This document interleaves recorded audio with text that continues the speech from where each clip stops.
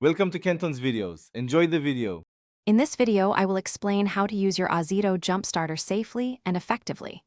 Before you begin, always take a moment to read your device's instruction manual thoroughly. It is crucial to ensure your jump starter has at least 3 charge indicator lights illuminated, indicating sufficient power. For your safety, always wear protective gloves and safety glasses. Also, confirm the vehicle's ignition and all electronic systems are completely off. Now, let's connect the jump starter to your vehicle. First, plug the jump start cable firmly into the jump starter's designated port.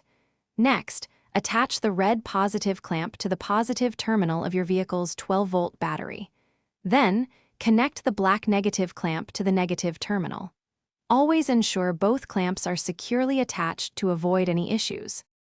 With the clamps correctly connected, you are ready to start your vehicle.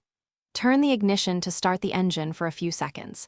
If it doesn't start immediately, wait about 60 seconds before attempting again. Remember, do not try to jump start more than 4 times within a 10-minute period. Once the engine starts, disconnect the jump starter within 30 seconds. After a successful jump start, disconnect the clamps carefully. Always remove the black negative clamp first, followed by the red positive clamp.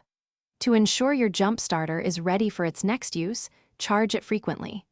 Store the device in a dry, cool environment, ideally at 15 degrees Celsius, and recharge it every 4 months to maintain its battery health. Thanks for watching. Consider subscribing if we helped you.